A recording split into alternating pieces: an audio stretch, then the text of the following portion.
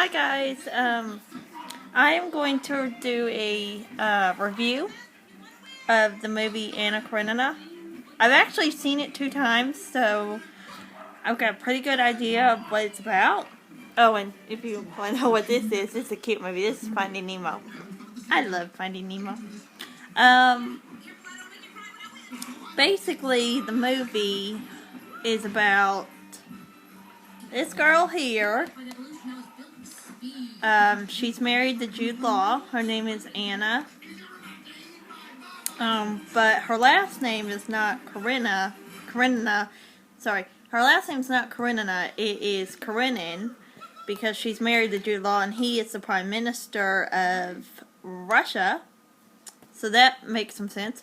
The train that you see in the back here, she travels on that to get from St. Petersburg to Moscow, and then she goes back and forth. But this movie is pretty much like you're watching a stage play. That's just how the film is made. They wanted to do it like a stage play, which was great. I mean, it was spectacular. It was beautiful. And the costumes were really pretty too, and the music was good. All that was good. But her acting in this, I do warn you before you make any assumptions, she will be her type of crying. Like, she cries. I mean, if you've seen Keira Knightley cry in a movie, you know why. It's over a guy. Pretty much almost all her movies she cries over is over a guy. Or a little kid. Or something having to do with feelings. But this is another movie that she did in her line. She loves to do costume dramas. So this was a big kind of comfort zone for her. In the movie, the first thing that you will notice is that she's happy. And you're thinking to yourself and thinking on YouTube, well, Keira Knightley in real life, she's always happy. Well, yes and no. She's human, so she has feelings just like everybody else. And so she'll cry, she'll have feelings. I mean, a normal thing. But in the movie, her life takes her to Moscow, like I said. And she lives in St. Petersburg with Jude Law and her son, whose name... Here's a spoiler for you, so if you haven't seen the movie, I would not listen to this, or I'd turn the video off now, or you're going to hear this. The son that her and Jude Law had back when she was 18, I don't want to confuse you guys, is named Seriosha.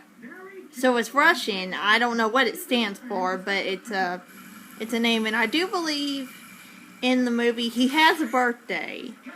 But I do believe in the movie he's like going to be 10, I think. But he's really mature for his age. He kind of looks like he could pass for like 13 or 14. I don't know. But anyways, in the movie, she promises him she'll bring him back a little present. Mother, son, present, cute things. He likes to play with trains, like to watch them go around the track, because that's what you'll see when you see him for the second time. First time, she's talking about who put the little shirt on him, and she's like, oh, never mind, I'll come watch you read. And the second time, he is watching his trains, and she is under a curtain. And so is he, and she's explaining what she's doing, why she's got to go to Moscow, and this and that. And so then, when she finally gets to Moscow, she ends up meeting a countess, whose name in the movie is Countess Vronsky, which will sound familiar, because if you see her son in the movie, which he's really older, he's like probably an adult, but his name is, and I'm hoping that I'm saying this right, because I honestly don't know if I'm saying this right. I might get them mixed up. His name is, I believe, Alexei Vronsky. I really hope I just said that right. But if any of y'all have seen Anna Karenina, you know who he is. So I've got him. Well, anyways, in the movie, she sees him. They have an attraction with each other, meaning they like each other. Meaning they might kiss each other. You know, that type of thing. And she sees him at, besides being at the train station, she sees him again at a ball. And they find, like, they like each other. Well, what she does through the whole movie is she's kind of doing this back and forth where she's going to her husband and her son, and then she goes and has an affair with Vronsky. Which she ends up liking Vronsky, and she ends up staying with him. But she ends up staying with her husband, too. Because she's trying to divorce him so she can be with the other guy. And out of all that, she ends up having another baby. She gets pregnant again. And this time she has a girl. And her girl's name is Anya, which is a really pretty name. But, so you got Anya and Seryoja. Really pretty names. And Anya is actually Vronsky's daughter. If you saw her face in the movie or saw her hair, you know she looks more like her daddy than Anna. But Anna ends up having the affair, and she can't figure out if she's going to stay with Vronsky or stay with her husband. He finds out about the affair through some letters. She's written some letters to her, and they call him her lover in the movie. She ends up writing some letters to her cavalry officer lover, and there's one scene where there's a horse race. And he ends up falling off his horse, and she's screaming and upset, says his name, and it's just worried. And then the whole audience looked at her, and it's like, she's in love with this guy. We can tell by the way she's looking at him. And then her husband tries to pull her away so she's not so distraught and he can find out what's wrong. But it doesn't end up going well. And he finds out that after she says she's his mistress, he finds out that if she sees him again, something bad will happen to her. Well, she ends up seeing him again, and she asks him if he's hurt, and he doesn't say like yes or no or something, but I don't want to spoil the movie for you. In a nutshell, she has a relationship with Vronsky. She gets pregnant from him. She's still technically married to Jude Law, and still has Seryoja, so she's not worried about those two.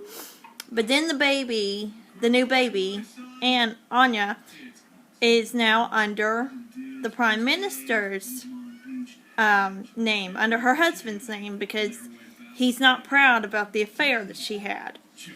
And so, in a nutshell, Anna has an affair with Vronsky, still married to her husband, has a child, has already had her other child, and is in, she's Russian society, so she's really kind of like I want to say a different version of a duchess, kind of, but I don't know.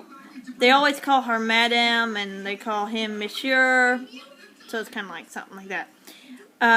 So I'm not going to spoil the whole movie for you. I know I kind of did with some spoilers there, but I'm not going to spoil the whole thing. But if you like costume dramas and you like watching movies with Keira Knightley, I would suggest this one, because I know a lot of people that will say, oh, I've seen it in the store, I haven't picked it up, because I don't know, excuse me guys, I don't know if I'd watch it, because I don't know if it's going to be that good, or if it's just going to be boring. Well, it's different opinions for everybody. This movie will make you think a little more, and it's good, but it's not like Oscar-worthy good for Best Picture. It'll probably be Best Costume Design for this lady named Jacqueline Duran, who is the costume designer for this movie. I do see that happening because of all the pretty costumes and her jewelry that she wears. That is all Chanel, so they might get some promotions out of that. But I can't see with my finger. I don't think he'll get anything out of this. I don't think the Kick-Ass guy will get anything out of this, and I doubt Keira Knightley will get something out of this. I really doubt it. I will be surprised if she does, but there's my review of Anna Karenina. I do suggest check it out if you can, or wait for it and watch it on demand with the one that you love. I will probably only see this only on Valentine's Day, like every year on Valentine's Day, but I may not see it all the time because it's good and it's a beautiful film, but it's not one that I'd see over and over again. So there's my review of Anna Karenina. Check it out if you haven't. And subscribe. I would like you to subscribe, rate, comment, leave a video response down where my finger is, I'm sorry. Leave a video response down on the video if you have seen the movie and you can tell me what you think about it. And if you haven't and you see this review, just try to click off it because I don't want you guys to be ruined about it. So there's my review of Anna Karenina. The next one coming up will be the review and the unboxing of Les Miserables on March the 22nd of this year. So I will see y'all when I get there. Bye guys!